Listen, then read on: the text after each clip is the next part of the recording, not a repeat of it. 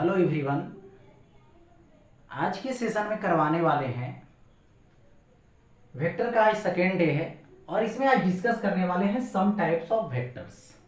और ये जो आज क्लास होने वाली है, जो क्लास चल रही है, वो दोनों मीडियम वाले स्टूडेंट के लिए चल रहा है। या आप हिंदी से पढ़ रहे हो या तो इंग्लिश मीडियम से पढ़ रहे हो, ठीक है। जो हिंदी मीडियम वाले हैं वो हिंदी में नोट्स बनाएंगे और इंग्लिश मीडियम वाले जो है वो इंग्लिश मीडियम में नोट्स बनाएंगे।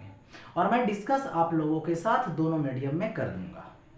ओके, तो चलिए स्टार्ट करते हैं। सम वेक्टर यानी सम टाइप्स ऑफ वेक्टर, यानी वेक्टर के कुछ प्रकार हैं। ऐसे मेनली 2 प्रकार, ठीक है, फर्स्ट डे में करवा चुके हैं। मेनली 2 प्रकार होते हैं, 2 टाइप्स होता है, जिसमें एक मैंने बताया पोलर वेक्टर और एक बताया मैंने एक्सियल वेक्टर, यानी ध्रुवीय सदिश और अक्षीय सदिश। दोनों का डिस्कशन मैं फर्स्ट डे में करवा चुका हूँ। आज डिस्कस करवाऊंगा, ये जो बताने वाले हैं, आज जो डिस्कस करवाने वाले हैं वो पोलर वेक्टर से रिलेटेड बात है और उसके टाइप्स के बारे में डिस्कस करने वाले हैं। जिसमें आप देख रहे हैं फर्स्ट टाइप है जिसका नेम है यहाँ पे, जिसको बोलते हैं इक्वल वेक्टर्स, यानी समान सदिश। यानी वेक्टर जो है वो इक्वल है, ठीक है। तो देखिए होता क्या है कि वेक्टर के पास 2 चीज होती है, एक मैग्नीट्यूड होता है और एक डायरेक्शन होती है। यानी मैग्नीट्यूड मीन्स परिमाण और डायरेक्शन मीन्स दिशा। यदि दोनों कंपेयर करने पे, यानी कंपेयर करने के लिए कम से कम 2 वेक्टर चाहिए, ठीक है। यानी 2 वेक्टर लीजिए और दोनों वेक्टर को कंपेयर कीजिए, जिसमें से ये रिजल्ट मिलेगा कि दोनों का मैग्नीट्यूड एक है और दोनों की डायरेक्शन एक है, तो उस केस में उन दोनों वेक्टर को इक्वल वेक्टर्स बोलते हैं। यानी देख रहे होंगे आप लोग स्क्रीन पे, ठीक है, इक्वल वेक्टर्स यानी समान सदिश। यानी यहां पे देखो दे रखा हूं, those vectors which have equal magnitude, magnitude क्या रहेगा, इक्वल रहेगा, and the same direction, और डायरेक्शन क्या रहेगा, सेम रहेगा, are called equal vectors, ठीक है। और देखिए वैसे सदिश जिसका परिमाण बराबर और दिशा समान हो उसे समान सदिश कहते हैं। यानी सपोज कीजिए यहां पे मैंने एक वेक्टर ड्रा किया ए, इसकी डायरेक्शन क्या है, लेफ्ट से राइट साइड में है, ठीक है। और एक वेक्टर मैंने और ड्रा किया, ये वेक्टर है जो कि क्या है, बी है। इसको भी मैंने किधर ड्रा किया, तो लेफ्ट से राइट ड्रा किया। देखो ये जो एरोड लाइन है जिसकी जो डायरेक्शन है, माने तीर रेखा है जिसकी जो दिशा है वो वेक्टर की डायरेक्शन को रिप्रेजेंट करता है। तो दोनों एरोड लाइन की डायरेक्शन तो सेम है, ठीक है, एक बात। दूसरी बात, दोनों की जो लेंथ है वो सेम है, और लेंथ क्या बताता है, मैग्नीट्यूड। एरोड लाइन की जो लेंथ होती है वो मैग्नीट्यूड बताता है, तो दोनों की मैग्नीट्यूड भी हो गया सेम। यानी यहां पर ऐसे लिख सकता हूं, vector A is equal to vector B, vector A is equal to vector B. यानी ऐसे भी बोल सकते हैं, देखिए ये रोड है, इस रोड पे एक कार है, कार मॉडल ए, जो इस डायरेक्शन में, यानी इधर मान लेता हूं ईस्ट है, ठीक है, ईस्ट के डायरेक्शन में 2 मीटर पर सेकेंड से जा रहा है। यानी कार मॉडल ए की वेलोसिटी लिखने की बारी आया तो 2 मीटर पर सेकेंड ड्यू ईस्ट लिखेंगे, ओके। और यही एक और कार मॉडल ले लें, और ये कार मॉडल क्या है, बी, ये जा रहा है कितना से, 2 मीटर पर सेकेंड से। तो इसको भी जब नोट करने लगे भी, तो इसको भी क्या लिखेंगे, 2 मीटर पर सेकेंड ड्यू ईस्ट। दोनों का देखें तो वेक्टर फॉर्म क्या है, सेम है। यानी ये दोनों क्या है, इक्वल वेक्टर्स है, ठीक है। ये दोनों यानी भी ए इज इक्वल टू भी बी। और यहां पे इसी तरीके से लिख सकता हूं, कार मॉडल ए का velocity is equal to car model B का वेलोसिटी। यानी दोनों यहां पर क्या है, इक्वल वेक्टर है। तो इक्वल वेक्टर समझ में आ गया होगा कि दोनों की मैग्नीट्यूड सेम होनी चाहिए और दोनों का डायरेक्शन सेम होनी चाहिए। इक्वल मैग्नीट्यूड और सेम डायरेक्शन, वही क्या है, इक्वल वेक्टर्स है, ओके। अब देखो ये दोनों क्या है, आपस में पैरेलल है, इसको पैरेलल वेक्टर भी बोलेंगे। लेकिन पैरेलल वेक्टर के लिए खास बात ये है कि देखो यदि मैग्नीट्यूड सेम है तो भी सही है, यदि मैग्नीट्यूड अलग अलग है, देखिए वेक्टर ए है और यहां पर क्या है, वेक्टर बी है, यानी ये दोनों पैरेलल वेक्टर है, दोनों की मैग्नीट्यूड डिफरेंट है, उससे कोई मतलब नहीं, डायरेक्शन दोनों का तो सेम है, डायरेक्शन सेम हो गया यानी पैरेलल वेक्टर हो गया। ठीक है, मैग्नीट्यूड इक्वल हो या ना हो उससे कोई फर्क नहीं पड़ता, इक्वल है तो पैरेलल ही वेक्टर है, और यदि मैग्नीट्यूड अनइक्वल है, डायरेक्शन सेम है, यानी पैरेलल वेक्टर है। इक्वल वेक्टर के लिए दोनों एक ही होना जरूरी है, लेकिन पैरेलल होने के लिए सिर्फ डायरेक्शन होना जरूरी है एक जैसा, मैग्नीट्यूड की कोई जरूरत इक्वल होना नहीं है यहाँ पे। तो ये हो गया पैरेलल वेक्टर। ठीक है, देखिए तो इक्वल वेक्टर में ही पैरेलल वेक्टर को समझा दिया मैंने। अब आगे बढ़ता हूं नेक्स्ट। ठीक है, देखिए नेक्स्ट में है क्या, अनइक्वल वेक्टर्स, जिसको क्या बोलते हैं यहाँ पे, या समान सदिश, यानी अलग वेक्टर बोल सकते हो इसको। ठीक है, देखिए यहाँ पे क्या है, those vectors which have equal magnitude but different direction. ठीक है, यानी देखिए वेक्टर ए है और ये क्या है, वेक्टर बी है, दोनों का मैग्नीट्यूड इक्वल है, यानी दोनों की ये रोड लाइन की जो लेंथ है वो लेंथ इक्वल है, बट डायरेक्शन दोनों का अलग है, एक कंडीशन। दूसरे पे आ जाओ, unequal magnitude but same direction. देखिए वेक्टर ए है और ये वेक्टर बी है, इसका मैग्नीट्यूड ज्यादा है, इसका मैग्नीट्यूड बी का मैग्नीट्यूड ज्यादा है, ए का मैग्नीट्यूड कम है। ठीक है, बट डायरेक्शन दोनों का तो सेम है, इसको इक्वल बोल सकते हैं नहीं, क्योंकि डायरेक्शन सेम है, मैग्नीट्यूड सेम नहीं है। यहाँ मैग्नीट्यूड सेम है, डायरेक्शन सेम नहीं है, इसलिए क्या बोलेंगे, अनइक्वल बोलेंगे, इक्वल नहीं बोल सकते। Next, both magnitude and direction are different, यानी दोनों अगर क्या रहेगा, डिफरेंट रहेगा। एक वेक्टर इधर गया ए और एक वेक्टर इधर गया, ये है बी। इसमें क्या देख रहे हैं, दोनों डिफरेंट है, मैग्नीट्यूड और डायरेक्शन दोनों अलग अलग है, इसका मैग्नीट्यूड ज्यादा है, इसका मैग्नीट्यूड कम है, इसका डायरेक्शन इधर है, इसका डायरेक्शन इधर है। तो ऐसे वाले को यहां पर क्या बोलते हैं, vector A does not equal to vector B. ठीक है, यानी कहने का मतलब हुआ वैसा सदिश जिसका परिमाण बराबर लेकिन दिशा अलग। देखो परिमाण क्या है, बराबर है, लंबाई दोनों का बराबर है, दिशा अलग अलग है, अथवा परिमाण अलग लेकिन दिशा समान, दोनों का लंबाई अलग अलग है, यानी परिमाण अलग अलग है, लंबाई परिमाण बताएगा, और यहां पर दिशा एक जैसा है, अथवा परिमाण और दिशा दोनों अलग अलग, देखो दोनों का लंबाई अलग, दोनों का डायरेक्शन अलग, तो ये क्या हो गया, यहाँ पे अनइक्वल वेक्टर, असमान सदिश। ओके, चलिए ये हो गया। अब देखो आगे बढ़ता हूं नेक्स्ट। ठीक है, थर्ड है जिसका नेम है अपोजिट और नेगेटिव वेक्टर्स, यानी जिसको बोलते हैं विपरीत अथवा ऋणात्मक सदिश। ठीक है, ये क्या है, विपरीत अथवा ऋणात्मक सदिश। ओके, तो देखिए यहां पे वैस देखिए those vectors which have equal magnitude, यानी मैग्नीट्यूड क्या रहेगा, पॉइंट को मार्क मार के इक्वल रहेगा, बट अपोजिट डायरेक्शन, डायरेक्शन क्या रहेगा, यहां पे अपोजिट रहेगा। ओके, देखिए एक एरो लाइन ली है, ये सेकेंड एरो लाइन ली है, दोनों की जो लेंथ है, दोनों की लेंथ इक्वल है, यानी मैग्नीट्यूड इक्वल है, लेकिन एक इधर जा रहा है, एक इधर आ रहा है, यानी दोनों की डायरेक्शन की बात की जाए तो दोनों की डायरेक्शन आपस में अपोजिट है। ठीक है, दोनों का मैग्नीट्यूड सेम बट दोनों का डायरेक्शन अपोजिट।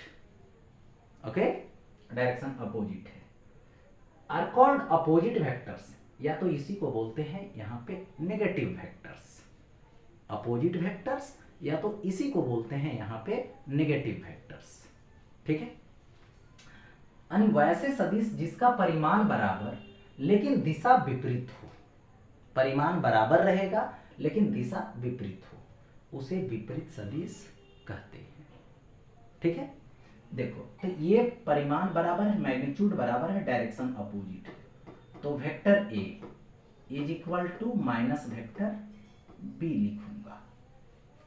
ठीक है, यानी मैग्नीट्यूड इक्वल है बट डायरेक्शन अपोजिट है। ये जा रहा है लेफ्ट तो इधर जा रहा है, एक जा रहा है राइट तो एक जा रहा है लेफ्ट।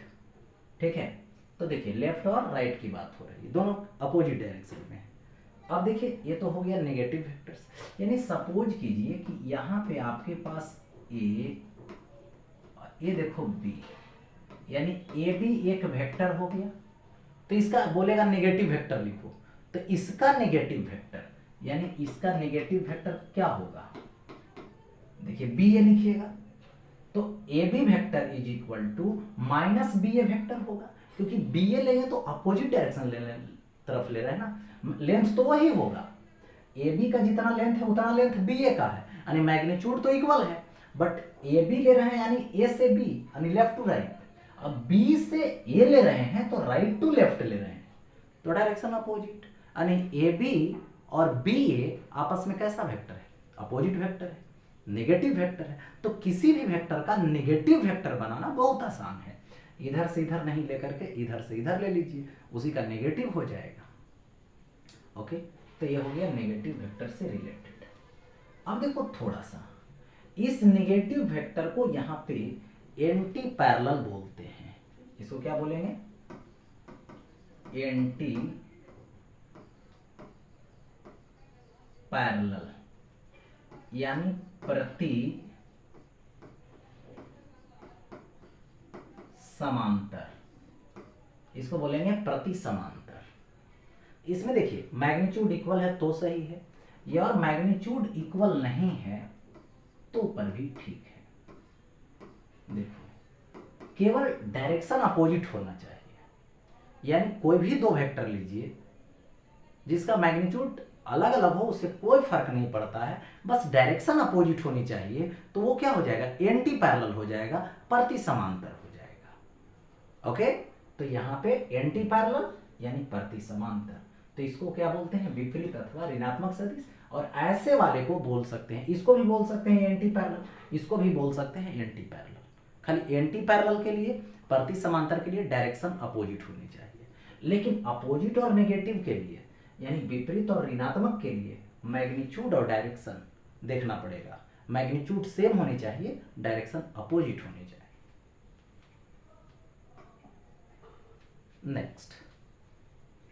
नेक्स्ट में आता है यहाँ पे जिसका नेम है नल और zero vectors.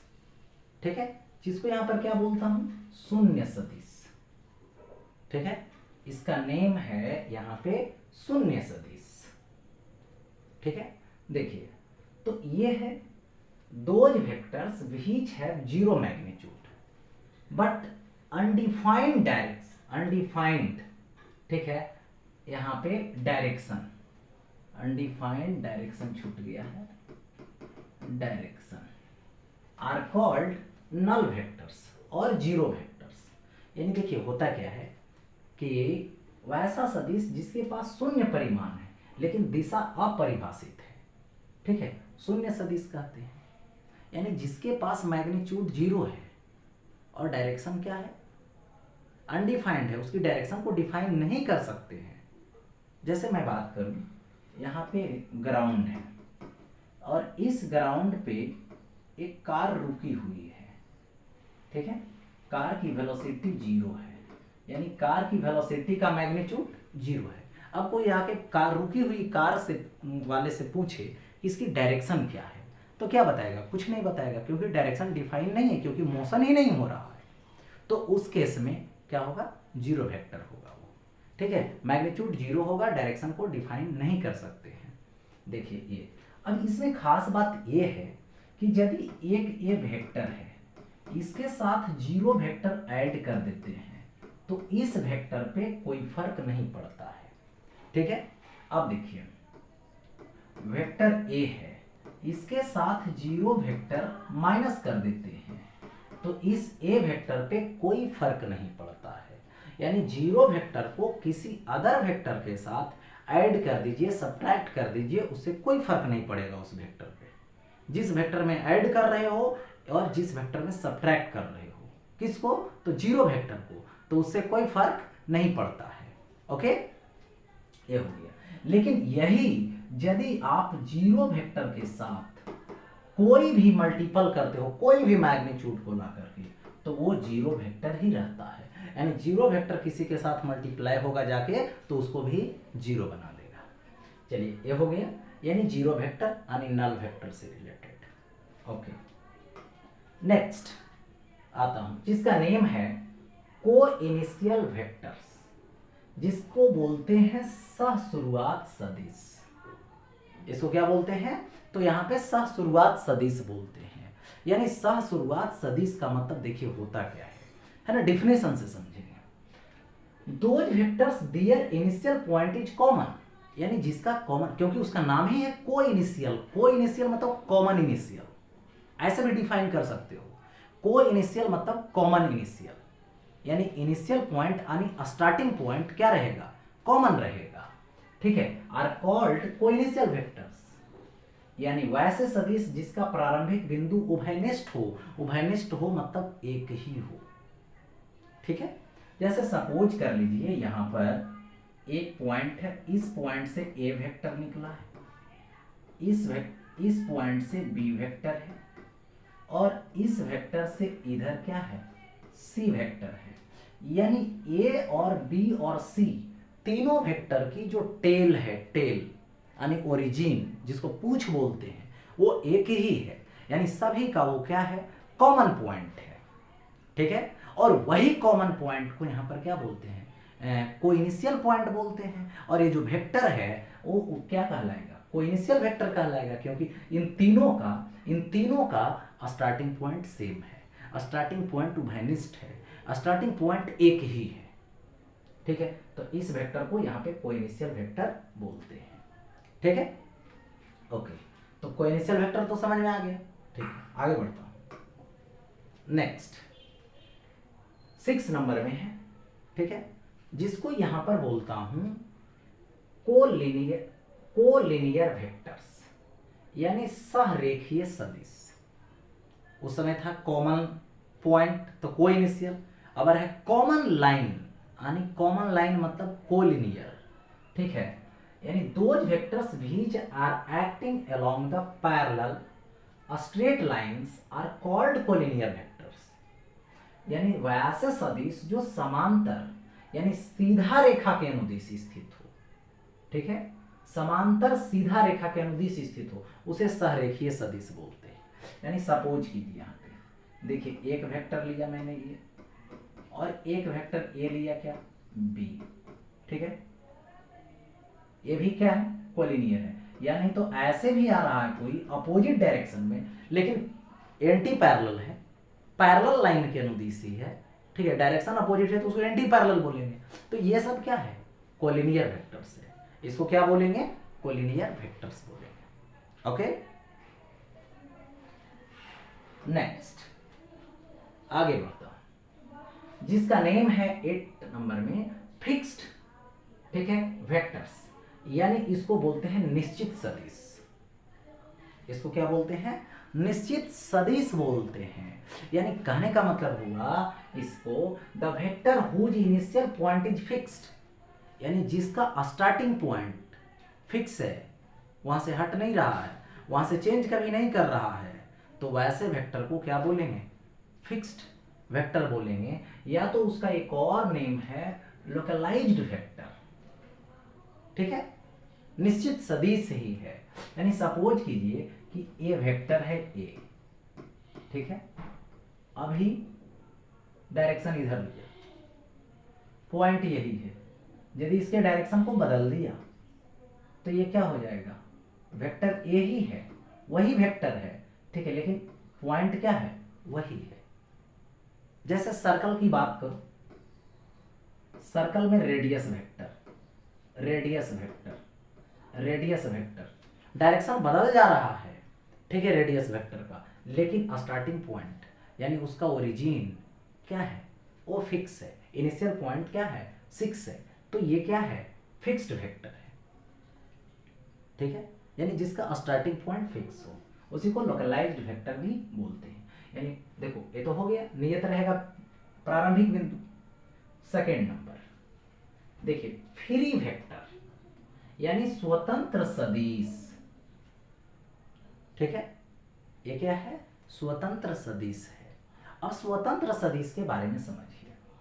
The vector whose initial point is not fixed, यानी वैसा वेक्टर, ठीक है, जिसका इनिशियल पॉइंट फिक्स ही नहीं है, हमेशा क्या हो जा रहा है? बदल जा रहा है। ठीक है, बदल जा रहा है, तो उस केस में क्या किया जाएगा? उस केस में इसको क्या बोलेंगे? इट इज कॉल्ड फ्री और नॉन लोकलाइज्ड वेक्टर, यानी वैसे सदिश जिसका प्रारंभिक बिंदु नियत नहीं हो, यानी स्टार्टिंग पॉइंट फिक्स नहीं हो, उसे स्वतंत्र सदिश कहते हैं। नाम ही है उसका स्वतंत्र। ठीक है, स्वतंत्र मतलब वो कहीं पे डिपेंड नहीं है। ठीक है, जहां जाएगा वहीं उसका स्टार्टिंग पॉइंट बन जाएगा। ठीक है, जहां पे जाएगा वहीं पे उसका स्टार्टिंग पॉइंट बन जाएगा। वैसे वेक्टर को यहाँ पे क्या बोलेंगे? ठीक है, स्वतंत्र सदिश बोलेंगे। ये हो गया। नेक्स्ट, अब आता है यहाँ पे, ठीक है, मॉडुलस ऑफ ए वेक्टर। ठीक है, मॉडुलस ऑफ ए वेक्टर, जिसका नेम है सदिश का मापांक। इसको क्या बोलेंगे? तो यहां पे सदिश का मापांक बोलते हैं। यानी देखिए होता क्या है, the magnitude of A vector is called modulus of A vector. ठीक है, ये क्या हो गया? यहाँ पे the magnitude of A vector is called modulus of A vector, यानी किसी सदिश के परिमाण को ही उसका मापांक बोलते हैं। ठीक है, यदि मान लो ये फोर्स है और ये फोर्स इज इक्वल टू दे दिया गया 6 न्यूटन, यहाँ पे ड्यू ये है नॉर्थ। ओके, तो इसका यही मैग्नीट्यूड क्या है? 6 न्यूटन ही क्या है? यहाँ पे मॉडुलस है। किसका? यानी फोर्स वेक्टर का मॉडुलस। तो फोर्स वेक्टर का यहाँ पे मैं मॉडुलस लिखूं, मोड लगा दिया, ये देखो मोड है।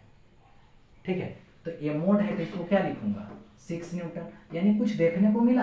यानी जैसे मोड लगाते हैं तो मैग्नीट्यूड से मतलब रखता है, डायरेक्शन से मतलब नहीं रखता है। ओके, मैग्नीट्यूड से मतलब रखता है, डायरेक्शन से नहीं। इसलिए किसी भी वेक्टर का जो मैग्नीट्यूड होती है, ठीक है, वो एक स्केलर क्वांटिटी होता है, वो ऑलवेज पॉजिटिव होता है, वो कभी निगेटिव नहीं होता है। यानी किसी भी वेक्टर का मैग्नीट्यूड कभी निगेटिव नहीं होगा, उसको डायरेक्शन से कोई लेना देना नहीं रहेगा। ठीक है, देखो, तो इसी केस में बोलना है, सपोज कीजिए यहां पर दे दिया गया मॉडुलस ऑफ, ठीक है, vector, okay, A, vector A is equal to क्या आएगा? तो यहाँ पे ए का मॉडुलस आएगा, और ए का मॉडुलस को जब हटाएंगे तो एरो लाइन हट जाएगा, क्योंकि डायरेक्शन उससे साइड हो जाएगा। उसको डायरेक्शन से कोई लेना देना नहीं, ओनली मैग्नीट्यूड। और बता रखा हूं, किसी भी वेक्टर का मॉडुलस एक स्केलर होता है, साथ ही साथ वो ऑलवेज पॉजिटिव होता है, वो नेगेटिव नहीं होता है। ठीक है, अब आगे बढ़ता हूं नेक्स्ट। ठीक है, जिसका नेम है यहाँ पे यूनिट वेक्टर, यानी इसको बोलते हैं यहाँ पे, ठीक है, यूनिट वेक्टर यानी इकाई सदिश। अब देखिए यहाँ पे इकाई सदिश आता है, यूनिट वेक्टर, जिसका डिफिनेशन क्या है? देख रहे हैं, the vector which have the unit magnitude, यानी जिसके पास मैग्नीट्यूड क्या हो? यूनिट हो, is called unit vector, is called unit vector. यानी यहाँ पे देखो, वैसे सदिश, ठीक है, वैसे सदिश जिसका परिमाण इकाई हो, जिसका परिमाण कैसा रहेगा? तो जिसका परिमाण इकाई रहेगा वही यहाँ पर क्या होगा? इकाई सदिश होगा। ठीक है, तो किसी भी, सपोज कीजिए किसी भी वेक्टर का यूनिट वेक्टर, यानी unit vector, unit vector is equal to यहाँ पे होता है वेक्टर बाई, ठीक है, उस वेक्टर का यहाँ पे मॉडुलस लगा देना है। उस वेक्टर का क्या लगा देंगे? मॉडुलस लगा देंगे। यानी यूनिट वेक्टर यहाँ पे क्या करेंगे? ए कैप, ए कैप हो गया। तो ए कैप, देखो वेक्टर है ए और उसका यूनिट वेक्टर लिखना हो तो उस पर कैप लगा दो, तो ये क्या हो जाएगा, यूनिट वेक्टर। और यूनिट वेक्टर के लिए उसी वेक्टर्स में उसी वेक्टर के मॉडुलस से डिवाइड कर दो, तो ये क्या आ जाएगा, यूनिट वेक्टर आ जाएगा। यानी unit vector is equal to vector by vector का मॉडुलस, यानी वेक्टर का मापांक लो। इसको ऐसे भी लिख सकता हूं, vector A is equal to, यहां से आएगा ए का मोड और ए लिखूंगा ए कैप। एक मेथड, एक ये वाला मेथड, दो मेथड। और यहां पे एक और लिख सकता हूं जिसमें ऐसा होगा, vector A is equal to, A का मोड लगा दिया मैंने, और जब ए का मोड लगा दिया तो यहाँ पे ए आ गया, और इसको क्या लिखूंगा, ए कैप लिखूंगा। लिखने का ये मेथड हो गया। यानी किसी भी वेक्टर के साथ मैं बात करूं तो उस वेक्टर का मैग्नीट्यूड लो और उसका यूनिट वेक्टर लगा दो, वेक्टर रिप्रेजेंट हो जाएगा। वो क्या हो जाएगा, वेक्टर रिप्रेजेंट हो जाएगा। तो देखिए ये तो यूनिट वेक्टर की बात हुई। यूनिट वेक्टर बस किसी भी साथ लगेगा तो डायरेक्शन इंडिकेट करेगा, वो मैग्नीट्यूड पे कोई प्रभाव नहीं छोड़ेगा, उसको मैग्नीट्यूड से कोई लेना देना नहीं रहेगा।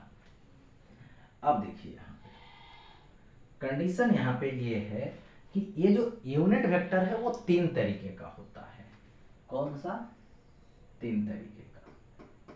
एक नंबर में है आई कैप, जिसको बोलते हैं along x axis. X axis के तरफ यूनिट वेक्टर देना है तो आई कैप। सेकेंड है जो होता है जे कैप। जे कैप होता है along वाई एक्सिस, यानी वाई एक्सिस के तरफ देना है तो जे कैप देना है, ठीक है। जेड एक्सिस के तरफ देना है तो यहां पे के कैप होगा, तो along जेड एक्सिस, ठीक है, के कैप along जेड एक्सिस दे दिया गया ऐसा, ठीक है। तो देखिए along जेड एक्सिस हो गया ये। अब देखो यहाँ पे तीन है, तो ये होता है इधर, जिसको बोलते हैं एक्स एक्सिस। ये इधर है जो होता है वाई एक्सिस, और एक देखिए बाहर की तरफ जाएगा ऐसे, ठीक है। जो मोटा आदमी होता है उसका बाहर की तरफ निकला हुआ वही जेड एक्सिस है। तो यहाँ पे जेड एक्सिस बाहर की तरफ होगा, तो इसमें देखिए ये है इस डायरेक्शन में आई कैप, तो इधर आई कैप होगा तो उसका उल्टा जाएंगे तो क्या होगा, माइनस आई कैप होगा, अपोजिट वेक्टर उसका होगा, ठीक है, वो अपोजिट वेक्टर हो जाएगा। अब यहां पे देखिए आई कैप होगी, इधर आ जाएगा वाई एक्सिस में, तो इधर की डायरेक्शन क्या होगी, जे कैप होगी, तो इस तरफ होगा जे कैप। और इस तरफ मैं बात करूं तो यहां पर होगा के कैप। आई एक्स एक्सिस में आई कैप, वाई एक्सिस में जे कैप, जेड एक्सिस में के कैप, ओके, ऐसा दे दिया गया। अब देखिए सपोज कीजिए, यहां पे देखिए दिखाता हूं इसको रिप्रेजेंट कैसे करते हैं। यहां पर मैंने एक ब्लॉक लिया, इस ब्लॉक पे इधर फोर्स लगाया 20 न्यूटन का, ठीक है। तो इधर कौन एक्सिस है, एक्स है, तो इसका जो फोर्स होगा अभी इसको इंडिकेट कर दूंगा 20 न्यूटन आई कैप, हो गया रिप्रेजेंटेशन। एक्स एक्सिस में कितना न्यूटन, 20 न्यूटन। अब देखिए ये ब्लॉक बी है, इधर जा रहा है कितना से, 20 न्यूटन से, ठीक है। अब देखिए F इज इक्वल टू क्या लगाओगे, 20 न्यूटन, ये क्या होगा, माइनस आई कैप होगा, इस तरफ होगा, तो 20 न्यूटन माइनस आई कैप हो गया। तो इस तरीके से एक्स एक्सिस वाले में आई कैप, वाई एक्सिस वाले में जे कैप, अपवर्ड रहेगा तो पॉजिटिव जे कैप और डाउनवर्ड रहेगा तो नेगेटिव जे कैप। क्लियर मैटर है। तो ये रिप्रेजेंट करने की मेथड हो गई, ये हो गया यूनिट वेक्टर। अब देखिए एक सेकेंड, यहाँ पे थोड़ा सा एक वेक्टर और है जिसका नेम है यहाँ पे कोप्लेनर वेक्टर्स। ठीक है, कोप्लेनर वेक्टर्स है। और ये कोप्लेनर वेक्टर्स का मतलब होता है, ठीक है, those vectors which are acting on the same plane, यानी वैसे सदिश जो एक ही प्लेन में काम करता है, एक ही प्लेन पे स्थित होता है, उसी को यहां पर कोप्लेनर वेक्टर्स बोलता हूं। ठीक है, सपोज कर लीजिए यहां पर ये देखिए प्लेन रहा, ठीक है, ये क्या रहा, यहां पे प्लेन रहा। अब ये जब प्लेन रहा तो इस प्लेन की मैं बात करूं, ठीक है, इस प्लेन में वेक्टर ए है, इसी प्लेन में वेक्टर बी है, इसी प्लेन में वेक्टर सी है। एक ही प्लेन में जब है तो ये क्या है, कोप्लेनर वेक्टर से। ठीक है, कोप्लेनर वेक्टर से। अब यहां पे एक एग्जांपल देना है मुझे। सपोज कीजिए कि वेक्टर जब भी कोप्लेनर होगा तो मिनिमम 2 होगा। एक वेक्टर है तो क्या बोलिएगा उसको, कंपेयर किससे कीजिएगा, किसी से नहीं, वो तो सिंगल है। ठीक है, तो यहाँ पे कोप्लेनर देखने के लिए मिनिमम 2 वेक्टर चाहिए। और यदि 2 वेक्टर आपके पास है, ये 2 वेक्टर है, तो 2 वेक्टर क्या होती है, ऑलवेज एक प्लेन बनाता है, यानी 2 वेक्टर्स मस्ट बी कोप्लेनर, यानी 2 वेक्टर्स ऑलवेज कोप्लेनर। ठीक है, यानी यहां पर मैं बोल सकता हूं, ठीक है, 2 वेक्टर्स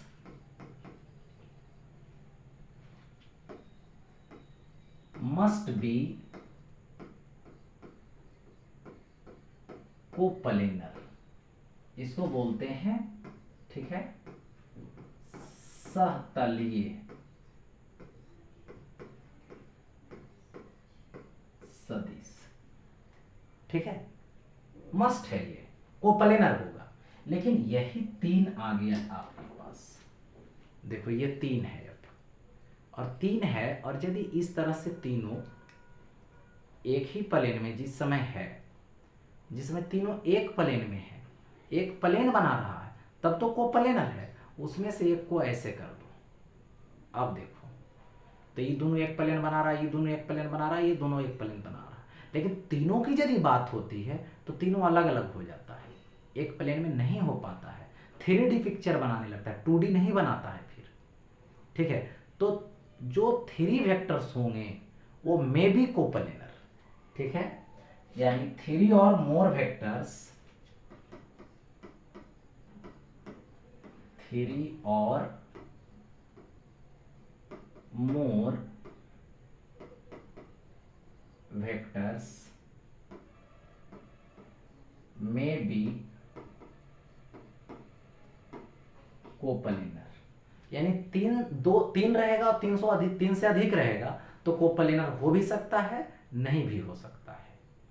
ठीक है, वो सिचुएशन पे डिपेंड करेगा कि किस तरह से वो एक्ट है, किस तरह से प्लेन में है या प्लेन से एक प्लेन नहीं बना रहा, उस पर डिपेंड करता है।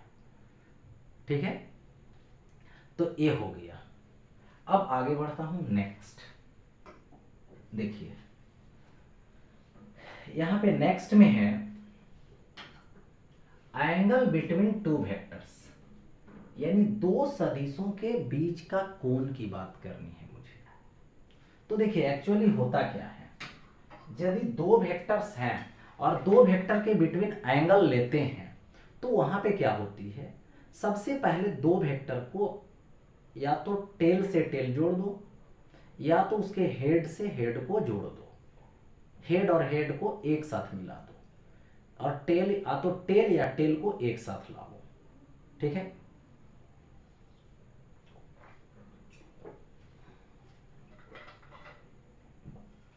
देखिए, तो इसमें क्या है, सपोज कर लिए कि एक वेक्टर इस डायरेक्शन में है और एक वेक्टर इस डायरेक्शन में है, तो यहाँ पे दोनों वेक्टर क्या हो रहा है, टेल से टेल ऐड हो रहा है, दोनों का टेल से टेल ऐड हो रहा है। ऐड करने के बाद देखना कि दोनों के बीच जो छोटा एंगल होगा, एक होगा ये वाला एंगल, तो ये वाला एंगल नहीं लेना है, ठीक है, ये वाला एंगल लेना है, यही।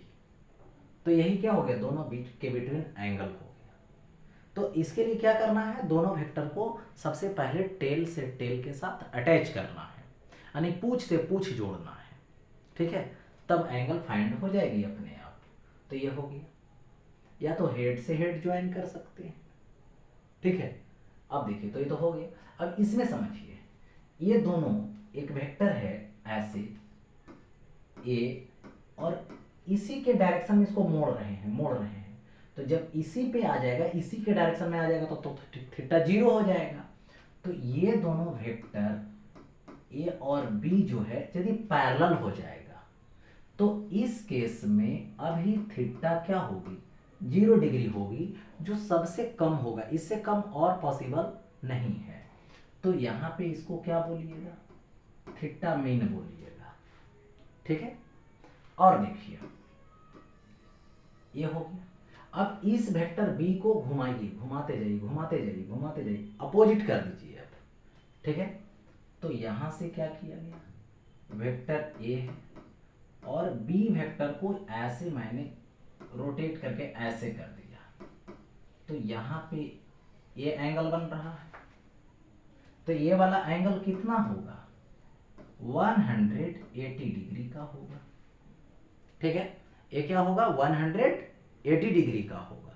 तो जब ये 180 डिग्री का होगा, और यदि इससे और बड़ा करना चाहते हैं, देखिए वेक्टर ए, और ऐसे है ना, ऐसे नहीं करके अभी ऐसे घुमा दिए और घुमा दिए, तो फिर ए वाला एंगल लेना पड़ेगा, ठीक है। तो ये वाला एंगल फिर क्या हो जाएगा, 180 डिग्री से छोटा हो जाएगा, ठीक है, ये वाला। तो यहाँ पे ये देखना है, सबसे ये बड़ा एंगल है, यानी थीटा क्या है, मैक्स है, जो कि कितना है, 180 डिग्री है, यानी 0 डिग्री से कम नहीं हो सकता है और 180 डिग्री से ज़्यादा नहीं हो सकता है। कहाँ की बात कर रहे हैं, तो दो वेक्टर के बिटवीन की बात कर रहे हैं, यानी थीटा जो है दो वेक्टर के बिटवीन, वो ग्रेटर इक्वल टू 0 डिग्री और लेस इक्वल टू कितना आएगा, 180 डिग्री, यानी 0 डिग्री से ग्रेटर और इक्वल, और 180 से लेस और इक्वल, ठीक है। इसी के बिटवीन, यही 0 और 180 के बिटवीन ही दो वेक्टर के बिटवीन एंगल हमेशा होता है, ठीक है, दो वेक्टर के बिटवीन हमेशा होता है। अब देखो, मैं बात करूं यहाँ पे सवाल पे, इसके एग्जाम्पल पे, तो इसके एग्जाम्पल पे यदि चलूं, तो देखिए यहाँ पे सपोज कीजिए कि एक वेक्टर है यहाँ पे, और इस वेक्टर का नेम है ए, ठीक, और एक यहाँ पे ए वेक्टर है जिसका नेम है बी, और यहाँ पे ए एंगल दे रखा है 60 डिग्री। और अब आपसे बोला कि ऐसा कीजिए, बताइए ए और बी के बिटवीन कितना एंगल है। तो सबसे पहले देखेंगे कि ए और बी के बिटवीन यदि मुझे एंगल निकालनी है, तो आ तो दोनों के टेल से टेल को जोड़ देंगे, या तो दोनों के हेड से हेड को जोड़ देंगे, ठीक है, दोनों के टेल से टेल को जोड़ेंगे या तो हेड से हेड को जोड़ेंगे, ठीक है, ऐसा दे दिया गया, ठीक है। अब देखिए यहां पे क्या होता है, सोच समझिए,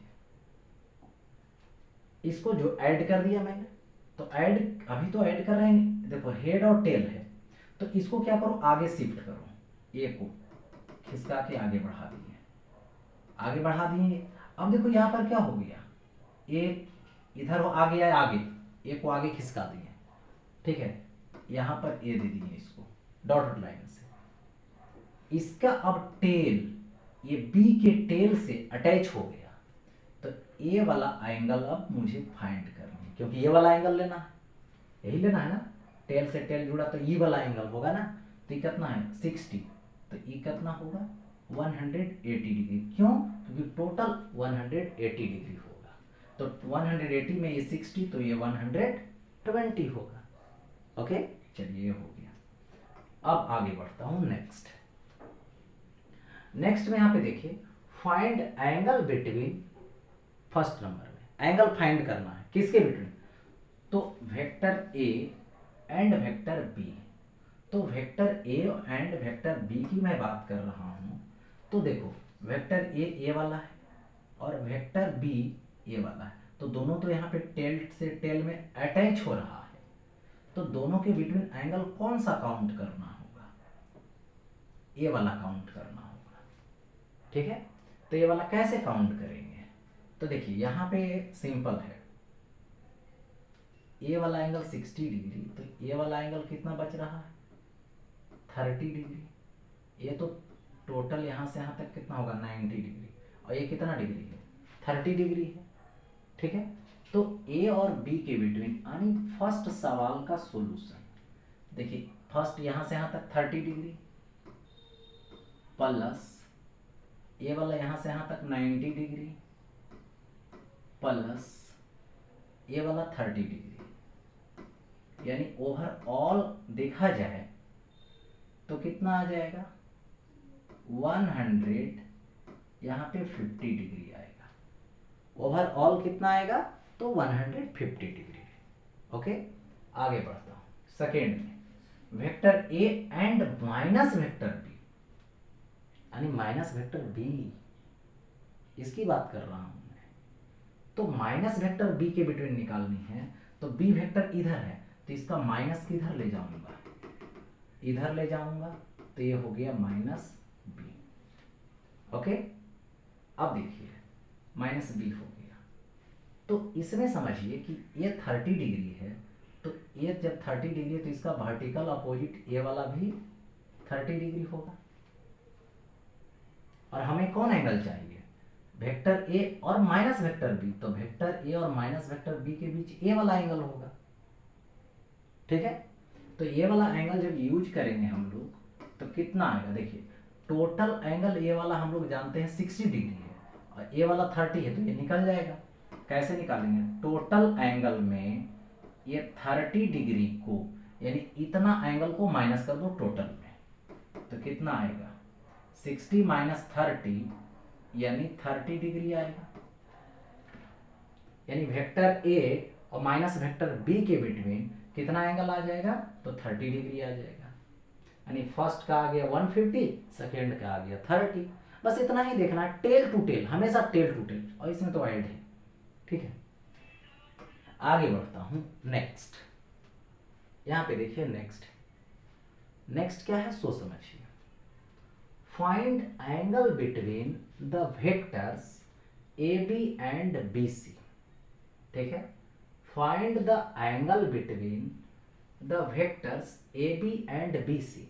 तो A B and B C, A B कहाँ है जी, ए बी ए वाला है, बी सी ए वाला है। ठीक है, तो एक नंबर में सबसे पहले यहां पर लाता हूं, देखो बी सी है ये, इसका नाम है B and C. A B ऐसे, तो इसका हेड इसके टेल से जुड़ रहा है, उसको आगे बढ़ा दो, इधर से आ रहा है ना, इसको आगे बढ़ा दो।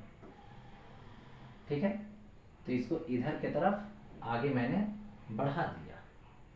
ठीक है, यही आ रहा था ना, यही देखो आ रहा था ए, तो इसको आगे बढ़ा दिया इधर के तरफ, तो यहाँ पे आके जुड़ गया क्या चीज, टेल से टेल जुड़ गया।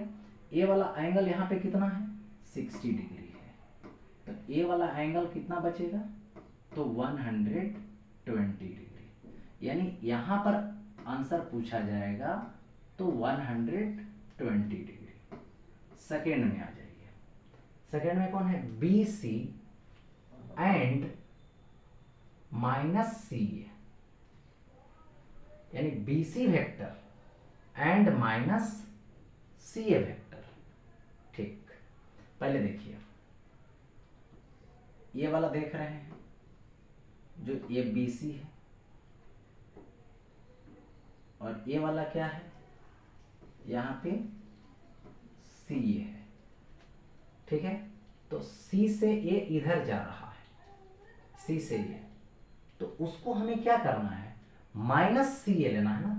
तो माइनस सी ए जस्ट उसका क्या होगा, उल्टा हो जाएगा, यानी इधर के तरफ हो जाएगा, यही हो जाएगा इसका, इसको बोलेंगे माइनस सी ए वेक्टर। तो ए वाला एंगल तो जानते हैं कि 60 डिग्री का है। तो अभी अभी इसको हम लोग को पहले, सबसे पहले क्या करना है, सो देखिए यहाँ पे हेड से हेड या तो टेल से टेल लाना है, ठीक है। तो सपोज कीजिए कि इसको अब आगे कीजिए, इसको आगे कीजिए, BC को आगे कर दीजिए, तो ये होगा माइनस सी। तो इस माइनस जो सी ए होगा उसके बिटवीन ये एंगल बनाएगा, माइनस सी ए के बिटवीन ये वाला एंगल होगा, तो ये 60, तो ये भी कितना होगा 60, यानी सेकेंड में आंसर आ गया 60। थर्ड क्या है, minus B A and minus C B, ठीक है।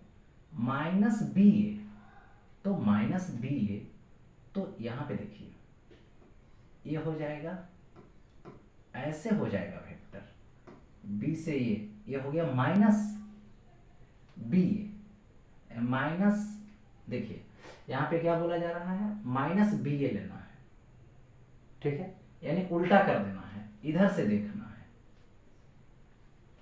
ठीक है।